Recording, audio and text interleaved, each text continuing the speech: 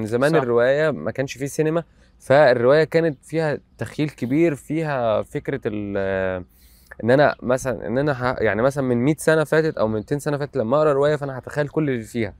السينما لا، عوضت ده، ان انا ممكن السينما اظهرت لي ملامح الشخصيات، الاماكن، الكلام ده كله. جميل. فبقى نقطه القوه الاساسيه اللي هي العامل النفسي اللي في الروايه، اللي عند الابطال وعند الشخصيات اللي بتتحرك فيها. ده الفرق الكبير. طيب الفرق الجوهري برضو ان انت لما تقرا الروايه حاليا هي البديل الفلسفي في العالم كله، يعني او بديل الفلسفه، بتتعامل ان هي بديل الفلسفه.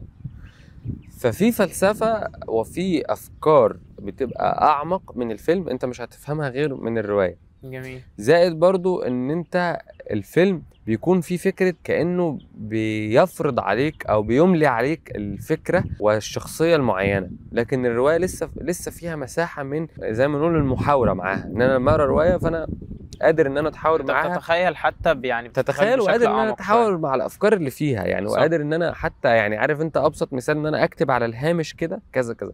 لكن الفيلم هو في النهايه بسيط، ما فيهوش براح كبير من انت بتبقى التفاعل، محكوم في حاجه معينه. محكوم في ميديا معينه يعني.